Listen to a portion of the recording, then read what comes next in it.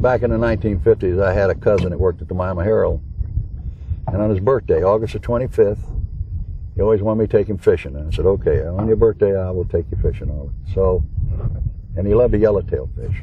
So I had some traps off Miami, some crawfish traps, lobster traps. So we pulled the traps and we used the heads of the crawfish for chum.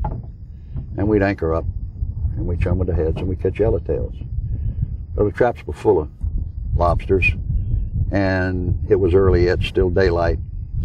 So that day I'd been out on a wreck right off of that's Norris Cut, about 190 feet of water, and there was some Warsaw groupers on it, amberjacks and Warsaws, and that day I had caught 3 Warsaws.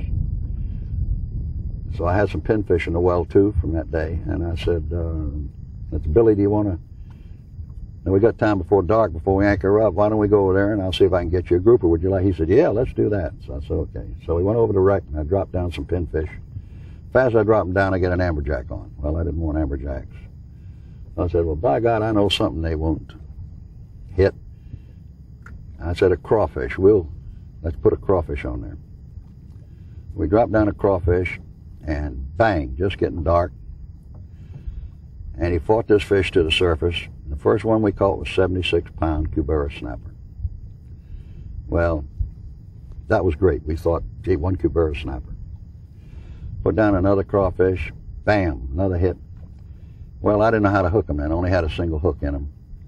And we lost a lot of bait, but we got 6 fish that night. They averaged 62 pounds apiece. And that was the beginning of Cubera snapper fishing. And I had that to myself for about 10 years. And of course, if you take a journalist out, forget it, then your secret's gone. And I took Big Dunaway out. And the next time I went out to catch Cubera snappers, I could hardly get on the hole. There were so many boats. But it's still good Cubera snapper fishing, but we have a few people down there that are commercial fishing them. And they're going to wipe them out like they do everything else. Now they're on. Now, when I fished them, it was just a rough bottom in certain areas. And we'd find them, congregate in one spot, and we'd catch them. And now they've sunk 3 reefs in that area, 3 barges or whatever. And now the fish around the barges, and the people know how to go there. They got the Loran Barons, and they go there and catch them. And so they're starting to decimate them. There isn't that many fish left. But that's the way it is all over the place. It's just overfished, that's all, and that's what's happened to our reef fishing. How do you feel about the future of our fishing? I think it stinks.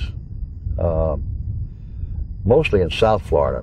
Like right here, you don't see another boat. And there's bait all over the place, and there's redfish and flounders and so forth. This is gorgeous. But in South Florida, there's just too many boats, and the fish don't have a chance. They just, the reefs now, you can't go on the reef hardly from Miami south to wherever, Elbow, Carrisford, and 50, 60 feet of water like we used to, anchor up, chum up, and catch flag yellowtail, some grouper, mutton snapper. Can't do that anymore. You can't get any keepers. It's just overfished, and that's the way it's going to be. And it's going to get worse. It isn't going to get better.